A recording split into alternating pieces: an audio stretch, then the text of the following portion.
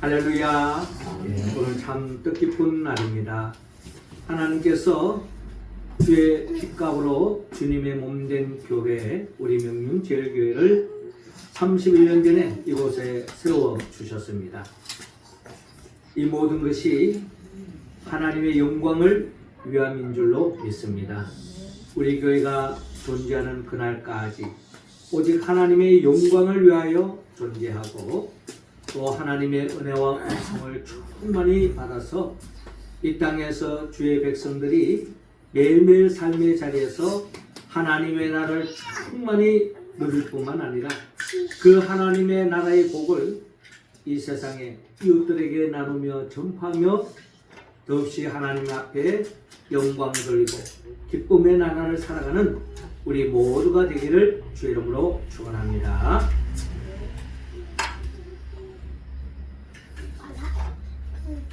요한계시록 3장에 보면은 예수님께서 7교회를 방문하십니다. 7교회를 방문하시는데 유독 한 교회만 예수님으로부터 칭찬받는 교회가 있었습니다. 그 교회가 우리가 잘 알듯이 빌라델피아 교회입니다. 이 빌라델피아 교회를 향하여 주님께서 요한계시록 3장 8절에 주님께서 말씀하십니다. 볼지어다 내가 내 앞에 열린 문을 두었으니 능히 닫을 사람이 없으리라. 내가 내 행위를 아노니 내가 적은 능력을 가지고도 내 말을 지키며 내 이름을 배반치 아니하였도다 라고 말씀하고 있습니다. 많은 가운데 유독 이 빌라델피아 교회를 향하여 주님이 더없이 기뻐하시고 칭찬을 아끼지 않은 그 이유는 이 빌라델피아 교회가 그 어떠한 교회보다 성도가 엄청 많이 있어서 또 건물이 엄청 화려하고 아름답고 큰 건물이라서 그것도 아니었습니다. 여러분도 잘 알다시피 이 빌라델피아 교회는 7교회 중에 가장 작은 교회였습니다. 적은 성도들이 모였습니다. 건물로도 어떻게 보면 가장 초라한 건물이었을지도 모릅니다. 그럼에도 불구하고 그 7교회를 다니면서 주님의 책망의 대상이 아니라 칭찬의 한 몸에 받았던 이 빌라델피아 교회,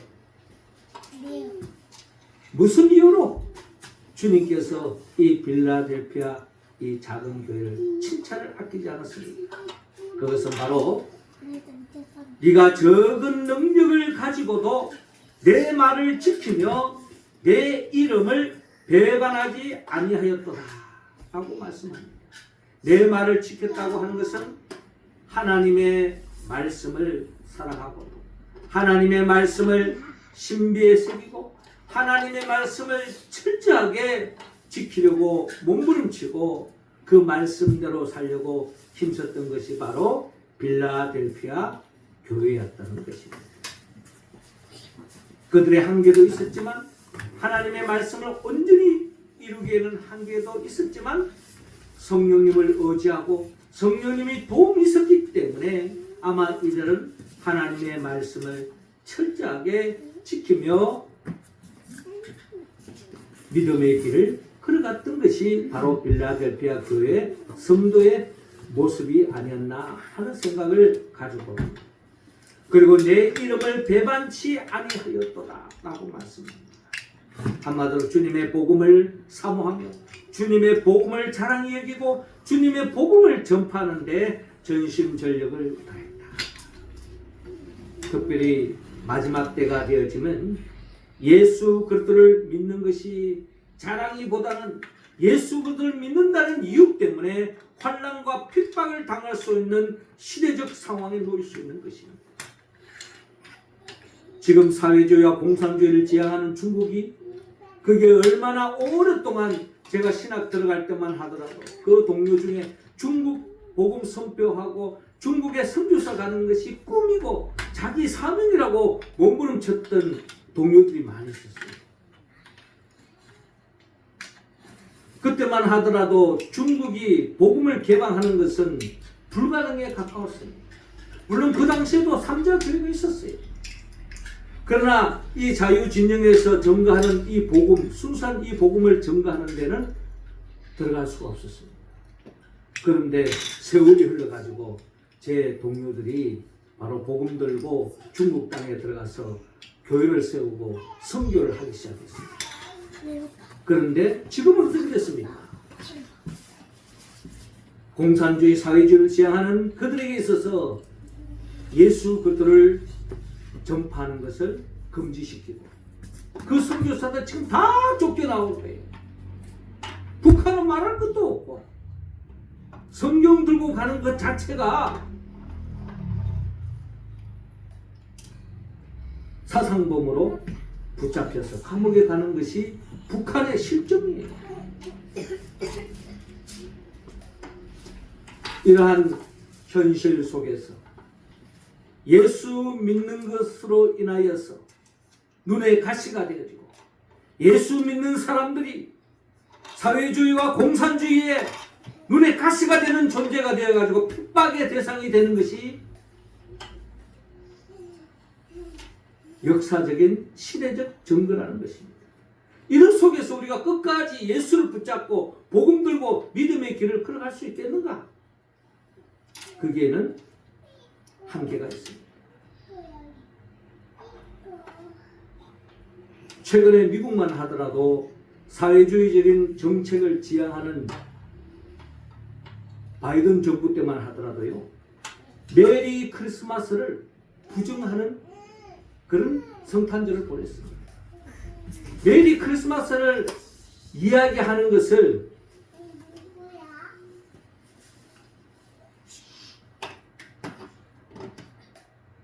정치적 정의 앞에서 부정시 되어지는 것이 미국의 불과 몇 년 전의 이야기예요. 그래서 성탄절을 통하여 메리 크리스마스를 이야기하는 것은 혐오를 일으키는 것이라고 생각하면서 메리 홀리데이 이런 식으로 기독교를 완전히 희석화시키고 기독교의 뿌리를 흔드는 그런 정책으로 나아갔던 것이 불과 몇 년 전의 이야기라는 거예요. 우리 사회도 그렇게 되지 않는다는 보장이 없습니다. 이런 시대 속에서 끝까지 예수 그리스도의 그 복음을 우리가 자랑하고 증거할 수 있다면 주님의 칭찬받는 믿음의 길이요, 그런 성도들이 모인 교회가 진정 주님이 칭찬 아끼지 않는 교회가 될 줄로 믿습니다. 그게 바로 필라델피아 교회였고 우리 교회가 바로 그런 교회로 나아가기를 원합니다.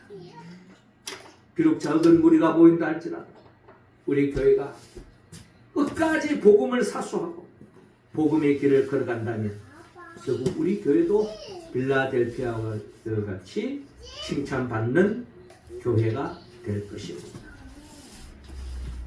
오늘 우리 교회 창립 31주년을 맞이하면서 우리 교회가 이 마지막 때에 어떤 상황 속에서도, 어떤 시대적 상황 속에서도 주님이 언제 어느 순간에 찾아오더라도 책망의 대상이 아니라 칭찬받는 교회가 되기 위해서는 결국 교회는 교회에 구성하고 있는 한 사람 한 사람이 주님 앞에 바로 설 때에 가능한 줄로 믿습니다. 주님은 우리 한 사람 한 사람, 우리 성도의 믿음의 사람들이 어떻게 하나님 앞에 설 때에 진정 우리 교회가 이 마지막 때의 필라델피아 교회처럼 칭찬받는 교회로 세움받을 수 있을까? 그러기 위해서는 주님은 오늘 세례 요한이 증거하는 말씀에 귀를 기울이기를 원합니다.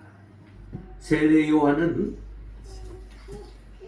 주님의 표현에 의하면 사람이 낳은 자 중에 가장 뛰어난 자라고 주님의 칭찬을 아끼지 않았습니다. 세례 요한의 그의 삶, 또 그가 지향했던 그의 사역, 이 모든 것이 주님의 칭찬의 대상이 되었다는 것입니다.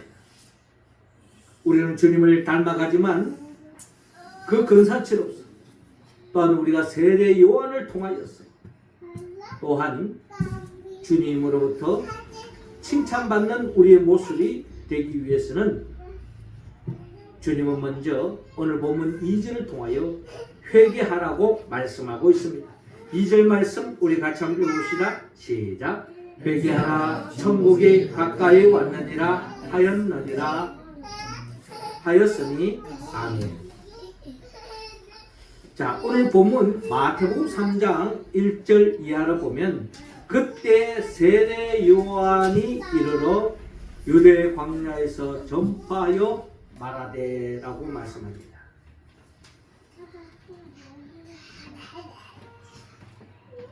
오늘 본문에서 우리는 세례 요한을 만날 수 있는데 이 세례 요한은 성경의 신구약 전체 구속의 관점에서 바라봤을 때 이 세례 요한은 어떤 자리매김을 하고 있습니까? 우리가 잘 알다시피 이 세례 요한은 구약에 많은 선지자들이 있었는데 마지막 선지자라고 이야기할 수 있고 모든 선지자의 결정체다라고 우리는 이야기할 수 있습니다. 그 모든 선지자의 결정체라고 할 수 있는 이 세례 요한, 이 선지자, 마지막 선지자로서의 이 세례 요한이 바로 오시는 주님을 이제 맞이하고 주님이 오시는 길을 준비하는 그런 사명으로서의 세례 요한을 우리는 만날 수가 있습니다. 이 세례 요한이 유대 광야에서 전파하여 증거했습니다. 뭐라고 증거했느냐? 회개하라 천국이 가까이 왔느니라 라고 말씀합니다. 회개하라 천국이 가까이 왔느니라. 세례 요한은 오시는 주님의 길을 준비하면서 오시는 주님이 오시면 이 땅에 하나님의 나라가 임하는 것을 세례 요한은 그 누구보다 잘 알고 있었습니다. 그런데 문제는 주님이 이 땅에 초림하여 오시고 하나님 나라가 이제 시작될 터인데 하나님의 나라가 시작될지언정 그 하나님의 나라를 맛보지 못한다면 그것만큼 슬픈 이야기가 어디 있으며 비극이 어디 있겠습니까? 그래서 초림하여 오시는 주님으로부터 시작되어지는 그 하나님의 나라를 한 사람이라도 더 누리게 하기 위해서 세례 요한은 회개하라 천국이 가까이 왔느니라 회개를 촉구했던 것입니다. 그래서 세례 요한은 3절에 그는 선지자 이사야를 통하여 말씀하신 자라 이르시되 광야에 외치는 자의 소리가 있어 이르되 너희는 주의 길을 준비하라 그가 오시는 길을 굳게 하라 하였느니라. 이 요한은 낙타 털옷을 입고 허리에 가죽띠를 띠고 음식은 메뚜기와 석청이었다. 그러니까 세례 요한은 이 세상 재미와 이 세상 쾌락과 이 세상 것에 거기에 자신의 시간과 열정을 쏟지 않고 관심을 두지 않고 오직 오시는 주님의 길을 예비하고 주님의 길을 준비하는 데 전심전력을 다했어. 오시는 주님으로 인하여 한 사람이라도 주님을 통해서 하나님의 나라를 맛보게 하는 것, 이게 바로 세례 요한의 절대 관심이었습니다. 그래서 세례 요한은 오늘 2절을 통하여 회개하라 천국이 가까이 왔느니라 라고 말씀합니다. 모든 선지자들의 선포한 내용의 공통점, 죄를 짓고서는 하나님의 복을 받을 수도 없다는 것입니다. 뿐만 아니라 하나님의 심판의 대상이 될 수밖에 없기 때문에 죄의 문제를 해결해야 된다는 것입니다. 죄를 안고서는 이 세상에 그 어떠한 돈을 가지고 그 어떠한 재산을 가지고 그 어떠한 권력을 가지고 그 어떠한 명예를 가졌다 할지라도 죄의 문제에 얽매여 있으면 모든 것이 한순간에 무너질 수밖에 없다라는 것이 세례 요한이 뿐만 아니라 모든 선지자들의 줄기찬 선포되어지는 말씀의 내용이었다는 것입니다. 그래서 결국은 모든 선지자들은 회개를 촉구하고 있습니다. 죄의 문제를 해결하고 있습니다. 죄의 문제가 해결되지 않고는 하나님의 나라를, 오는 천국을 맛볼 수 없다는 거예요. 그렇습니다. 우리는 회개해야 합니다. 회개는 히라브로 메타노이아라고 표현하고 있는데, 이 말은 생각을 바꾸다, 마음을 바꾸어라 라는 것입니다. 무엇으로 바꿔야 되느냐?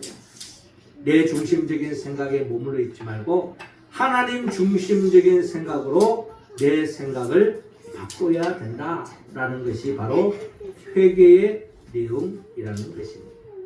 우리는 철저하게 하나님 앞에 회개해야 합니다. 하나님 앞에 흠과 점이 있다면 철저하게 회개한다면 주님께서 말씀하시듯이 오라 우리가 서로 변론하자. 너희 죄가 주홍 같을지라도 눈과 같이 희어질 것이요 지름같이 붉을지라도 양털같이 희게 되리라 라고 주님께서 약속하지 않았습니까? 우리가 죄가 있다면 철저하게 회개해야 합니다. 우리는 이 마지막 시대에, 혼탁한 이 시대 속에 마귀는 어떠한 방법을 통해서라도 우리를 죄의 구렁텅이에 몰아가는 것입니다. 미혹의 손길을 통해서. 우리가 잘 아는 것처럼 에스키모인들이 늑대를 사냥하는 방법을 우리는 잘 알고 있습니다. 늑대를 짐승의 피로 유인합니다. 얼음 위에다가 짐승의 피를 받고 그 안에다가 날카로운 칼을 숨겨놓는 겁니다. 늑대들이 그 피를 통해서 냄새를 맡고 그 짐승의 피를 핥는 겁니다. 그 순간에 그 얼음에 굳어져 있는 그 피를 핥다가 그 속에 있는 날카로운 그 칼날에 혓바닥이 베이고 베어서 결국 출혈하여 늑대가 그 자리에서 죽는다는 것입니다. 마귀는 우리에게 먹음직도 하고 보암직도 하고 지혜롭게 할 만큼 탐스러운 것으로 우리를 미혹합니다. 결국 우리는 거기에 빠져서 결국에는 죄를 짓고 세상에 빠지고 세상 재미에 빠져서 결국 마귀의 밥이 될 수밖에 없다는 것입니다. 결국 하나님의 나라를 누리지 못하게 하는 것, 이게 바로 사탄의 역사의 내용입니다. 우리는 이러한 죄로부터 늘 노출되어 있습니다. 그러므로 우리는 이 죄에 빠질 수도 있는 겁니다. 빠질 수 있는 가능성이 말세 때가 이르면 더 다분히 있는 거예요. 그러나 그 죄를 깨달았다면 그 순간순간에 주님의 보혈의 피를 의지하여 철저하게 회개해 나아갈 때에 우리는 용서함을 받을 수 있고 마귀의 미혹에 벗어날 수 있고 주님의 은혜와 은총을 입는 우리 모두가 되는 줄로 믿습니다. 철저하게 회개하고 죄를 건전하고 죄를 뿌리를 뽑았어 주님이 재림하여 오시는 그날에 한 사람도 책망받지 않고 칭찬받는 우리 모습 되기 원합니다. 이어 주님은 오늘 본문 8절을 통하여 사랑하라고 말씀합니다. 8절 우리 같이 읽겠습니다. 시작. 그러므로 회개에 합당한 열매를 맺고 아멘. 자, 이어지는 말씀 5절에 이때 예루살렘과 온 유대와 요단강 사방에서 다 그에게 나와 자기들의 죄를 자복하고 요단강에서 그에게 세례를 받더니 요한이 많은 바리새인과 사두개인들이 세례 베푸는 대로 오는 것을 보고 이르되 독사의 자식들아 누가 너희를 가르쳐 임박한 진노를 피하라 하느냐. 그러므로 회개에 합당한 열매를 맺고 속으로 아브라함이 우리 조상이라고 생각하지 말라. 내가 너희에게 이르노니 하나님이 능히 이 돌들로도 아브라함의 자손이 되게 하시리라. 이미 도끼가 나무 뿌리에 놓였으니 좋은 열매를 맺지 아니하는 나무마다 찍혀 불에 던져지리라 라고 말씀합니다. 좋은 열매 맺지 아니하는 나무마다 찍혀 불에 던져지리라. 이 말씀에 보면 하나님의 백성을 나무로 비유하고 있습니다. 또 교회가 어떻게 보면 나무와 같은 존재다 라고 표현할 수 있습니다. 그런데 좋은 열매 맺지 않는 나무는 결국에는 도끼에 찍혀서 불에 던져지고 심판의 대상이 될 수밖에 없다는 겁니다. 우리가 하나님의 백성이라고 이야기하고 주님의 몸된 교회라고 이야기하지만 주님이 기뻐하는 열매, 주님이 기뻐하는 열매를 맺지 못하는 교회와 성도는 결국은 심판의 책망의 대상이 될 수도 있다는 것입니다. 그렇다면 주님이 기뻐하는 열매는 무엇입니까? 그게 바로 회개의 열매이죠. 주님이 기뻐하는 열매가 무엇인고 하니 우리는 누가복음 3장 10절에서 14절에 보면은 무리가 물어 이르되 우리가 무엇을 하니까? 그러니까 많은 바리새인과 세리들과 또 많은 무리들이 주님께 다가와서 어떻게 하면 우리가 회개에 합당한 열매를 맺을 수 있습니까? 어떻게 우리가 살아야 됩니까? 라고 물었을 때에 주님의 대답은 간단했습니다. 11절을 보니까 대답하여 이르되 옷 두 벌 있는 자는 옷 없는 자에게 나누어 줄 것이요 먹을 것이 있는 자도 그렇게 할 것이니라 라고 말합니다. 한마디로 내 주위에 나의 도움의 손길이 필요한 사람들에게 나누고 베풀어라, 긍휼히 주라. 이게 바로 주님이 원하는 기뻐하는 열매다라는 것입니다. 그리고 이어서 13절에 보니까 부가된 것 외에는 거두지 마라. 세리들에게, 권력을 가지고 있는 사람들에게 부가된 것 외에는 거두지 마라 라고 말합니다. 권력을 가지고 법의 이름으로 한마디로 말해서 불법을 도모하지 마라. 뿐만 아니라 14절에도 군인들도 물어 이르되 우리는 무엇을 하니까 하며 이르되 사람에게서 강탈하지 말며 거짓으로 고발하지 말고 받은 금료를 족한 줄로 알라라고 말씀하고 있습니다. 그러니까 자신의 권력과 힘을 의지해가지고 자신의 비리를 덮는다든지 자신의 비리를 덮기 위해서 희한한 법을 만들어가지고 법망을 피해 도망다니는 이런 자들은 심판의 대상이 될 수밖에 없다는 것입니다. 자, 이런 말씀을 우리가 전체적으로 비춰볼 때에 첫 번째로 이 이야기한 옷 두 벌 있는 자는 옷 없는 자에게 나누어줄 것이요 먹을 것이 있는 자는 그렇게 할 것이니라 라는 이 말씀 또한 이것 또한 자발적으로 자율적으로 진행되어져야지 국가가 강제적으로 이걸 갖다가 진행해버리면 그게 공산주의요 사회주의가 되는 겁니다.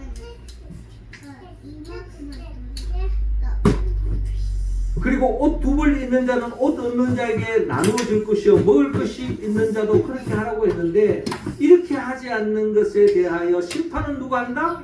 심판은 주님이 하십니다. 그 누가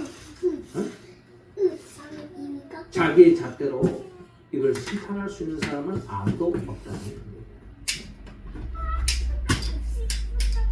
이런 사람을 심판하는 것은 오직 예수님밖에 없다. 주님밖에 없다. 그래서 주님이 재림하여 오신 날에는 이런 삶을 살지 않는 자가 심판의 대상이 되니까 우리 믿음의 사람들은 심판받지 않기 위해서 하는 것이 아니라 우리는 이미 주님으로부터 받은 은혜가 있기 때문에 그 은혜에 감사하는 마음으로 이 말씀에 응답해 나아가야 될 줄로 믿습니다. 한마디로 나보다 더 어렵고 힘든 사람을 위해서 기도하고 내가 가진 것이 없다면 베드로처럼 은과 금은 내게 없거니와 내게 있는 것을 내게 주노니 곧 나사렛 예수 그리스도의 이름으로 걸어라 라고 선포하는 것처럼, 기도하는 것처럼 우리는 기도로 그 사람을 위해서 섬기는 이런 삶을 사는 것이 바로 회개에 합당한 열매 맺는 삶의 특징이다. 부가된 것을 거두지 마라, 강탈하지 마라, 이런 말은 뭡니까? 임꺽정이처럼 도둑질 했으라도 어려운 사람 도와주겠다. 이것 또한 하나님이 기뻐하는 삶의 모습이 아니라는 것을 우리는 헤아려 볼 수가 있습니다. 사회적 정의를 위해서 수단과 방법을 가리지 않고 한다는 그 자체 또한 주님의 책망의 대상이 될 수밖에 없다는 것입니다. 그러므로 우리는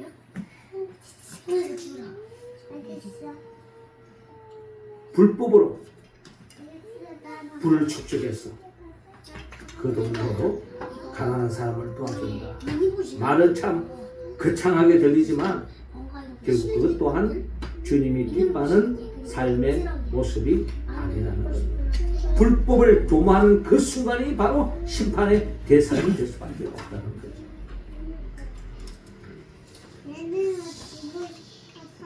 주님은 우리에게 말씀합니다. 나보다 더 어려운 자를 돕는 삶, 주님은 반드시 기억하시고 축복의 손길을 아끼지 않습니다. 주님께서 마태복음 24장 35절에 내가 줄일 때에 너희가 먹을 것을 주었고 목마를 때에 마시게 하였고 나그네 되었을 때에 영접하였고 헐벗었을 때에 옷을 입혔고 병들었을 때에 돌보았고 옥에 갇혔을 때에 와서 보았느니라. 임금이 대답하여 이르되 내가 진실로 진실로 너희에게 이르노니 너희가 여기 한 형제 중에 지극히 작은 자 하나에게 하는 것이 곧 내게 하는 것이냐 라고 말씀하고 있습니다. 결국 나보다 더 어려운 사람을 챙기는, 어떠한 어려움 속에도 불법을 도모하지 않는 것, 내 잘못한 것을 철저하게 회개하고 주님이 기뻐하는 합당한 열매를 맺는 삶, 한마디로 서로 사랑할 때에 우리 교회는 주님의 칭찬받는 교회요 성도가 될 줄로 믿습니다. 마지막 세 번째로 주님은 겸손하라고 말씀합니다. 11절 우리 다 같이 읽습니다. 시작. 나는 너희로 회개하게 하기 위하여 물로 세례를 베풀거니와 내 뒤에 오시는 이는 나보다 능력이 많으시니 나는 그의 신을 들기도 감당하지 못하겠노라. 그는 성령과 불로 너희에게 세례를 베푸실 것이요. 아멘. 자, 이어지는 11절 말씀.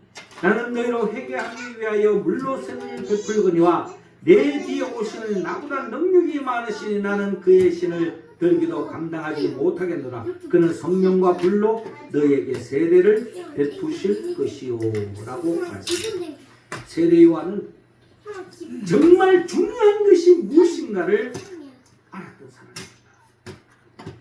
첫 번째로는 죄를 짓고서는 참된 행복을 누릴 수 없다는 것을 알았고, 그 죄의 문제를 궁극적으로 해결할 수 있는 분은 오직 예수 그리스도밖에 없다는 것을 그는 알았기 때문에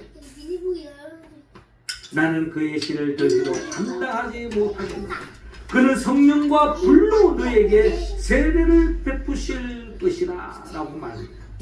성령과 불로 세례를 받은 사람, 성령 세례를 받은 사람, 성령 충만함을 받은 사람은 정말 죄와 세상과 육성을 이길 수 있고 진정한 회개에 합당한 열매를 맺을 수 있기 때문에 그 열매를 맺게 해주시는 분은 오직 예수 그리스도밖에 없다는 것을 그는 깨닫고 주님을 바라보고 주님을 의지하고 자기의 제자들도 다 주님께로 인도하는 그와 같은 일을 감당했던 것입니다. 그리고 그의 죽음 앞에서도 두려워하지 않았던 것은 바로 주님이 흥할 뿐이고, 나는 쇠한달지라도 주님이 오셨고 주님이 흥할 자로 그는 이야기했기 때문에 자신의 그 비참한 죽음도 슬퍼하지 않았던 있지 않았나 하는 생각을 가지고 옵니다. 나보다 능력이 많으시니 나는 그의 신을 들기도 감당하지 못하겠노라. 세례요한은 오직 주님만 바라보고 주님만 의지하고 주님을 주목하고 주님을 바라보게 했던 것입니다. 우리도 이 땅을 살아가고 있어서 어떤 일이 있더라도 어떤 어려움이 있더라도 주님만 바라보고 의지하고 나가면 결국 주님께서 이 마지막 때의 모든 환난을 이기게 해주시고 우리를 승리의 길로 이끌어 주실 줄로 믿습니다. 우리 교회가 한치 앞을 내다볼 수 없습니다. 언제 어느 순간에 어떤 일이 날지 교회 내부적으로 교회 외적으로도 어떤 어려움이 들어오는데 우리는 아무도 알지 못하지만 주님만 바라보고 불과 성령으로 세례를 베푸르신 그 주님만 의지하고 나아갈 때에 우리는 최후의 승리의 자리에 이를 줄로 믿습니다. 주님을 의지하는 사람, 그 사람이 바로 성경이 말하는 겸손한 사람이라고 말합니다. 뭐 남들 앞에서 그냥 뭐 인자하고 머리를 굽승거리고 그냥 겸손한 삶을 이야기하는 것이 아니라 철저하게 주님 앞에서 겸손하여 주님만 바라보고 의지하며 믿음의 길을 한 걸음 한 걸음 나아갈 때에 우리는 이 마지막 때 요한계시록이 이야기하는 최후의 이기는 자의 반열에 우리 모두가 설 줄로 믿습니다. 사랑하는 성도 여러분, 주님이 재림하여 오시는 그날 빌라델피아 교회처럼 아니 우리 교회가 칭찬받는 교회가 되기 위해서는 우리는 철저하게 매 순간순간 이 땅에서 죄에 물들어져 있다면 죄악을 회개해야 할 것입니다. 그리고 이웃을 사랑하여 회개 합당한 열매를 맺어야 할 것입니다.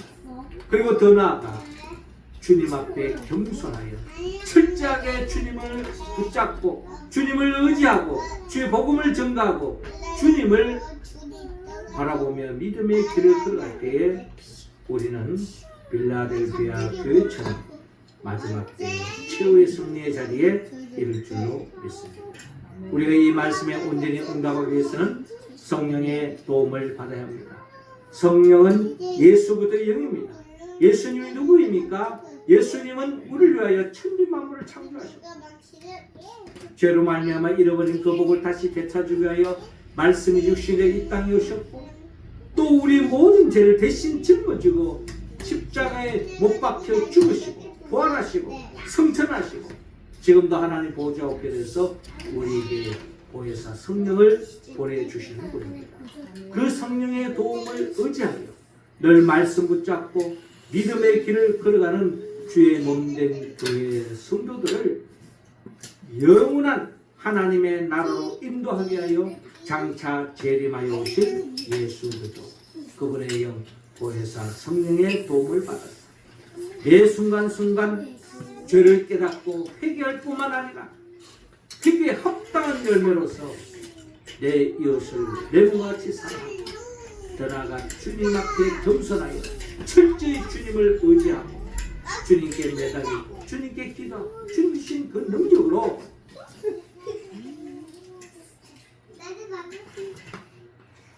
최후의 승리의 자리에 반열이는 우리 모두가 되기를 주의 이름으로 축원합니다. 기도드리겠습니다.